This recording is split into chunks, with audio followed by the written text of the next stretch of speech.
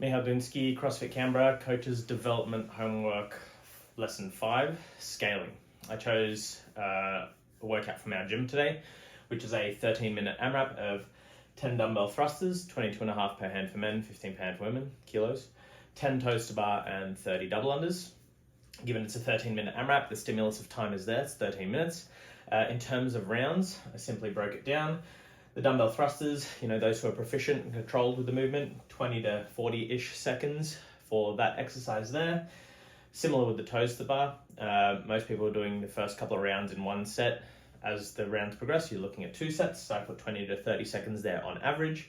And then with our 30 double unders, those who are pretty proficient with the double unders going unbroken, they can take them anywhere between 15 and 20 seconds. And for those who might trip up every so often or allowing for tripping up, it's about 40 seconds there towards the tail end. So 20 to 40 seconds.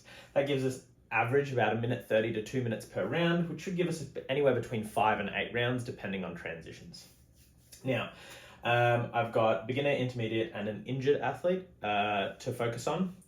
With our beginner, we're looking at decreasing the load on the thrusters, so a lighter dumbbell, maybe even 2 light weight plates, and just get them to focus on the movement pattern. For our toes to bar there, we're looking at a hanging knee raise. If the person can hang for 15, 20 seconds, they can add a little bit of movement in there. Or if they cannot hang, they can do a variation, something like a sit-up, something a little bit more simple to go through that exercise. And then with our skipping, even if they do double skip single unders, they're still getting through a little bit of skipping conditioning there and getting used to a skipping rope that they may have not ever used. For our intermediate athletes, you can look at potentially keeping the weight as prescribed. However, you can reduce it, maybe do 15 per hand for men and 10 per hand for women. Something that allows them to feel the load in that front rack but still have good control of it. I would definitely encourage an intermediate athlete to try and do these 10 reps unbroken.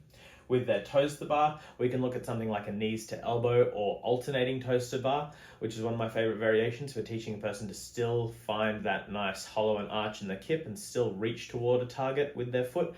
Just takes the weight off one side.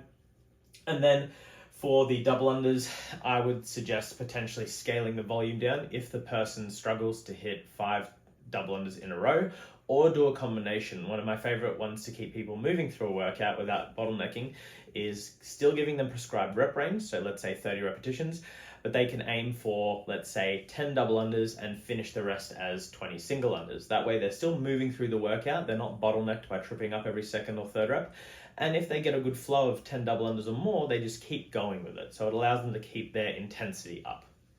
And then the injured person or the injured athlete that I focused on had an ankle or Achilles injury.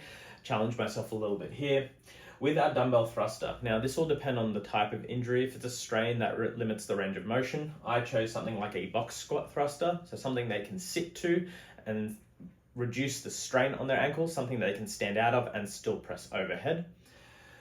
With our toes to bar, they can do something similar to a beginner. If they can get onto the pull-up bar without aggravating their ankle, or maybe have a little step that helps them get up there, they can do strict knee raises. Potentially, if they have the skill for it, an alternating toes to bar without stressing that ankle, some kind of variation there.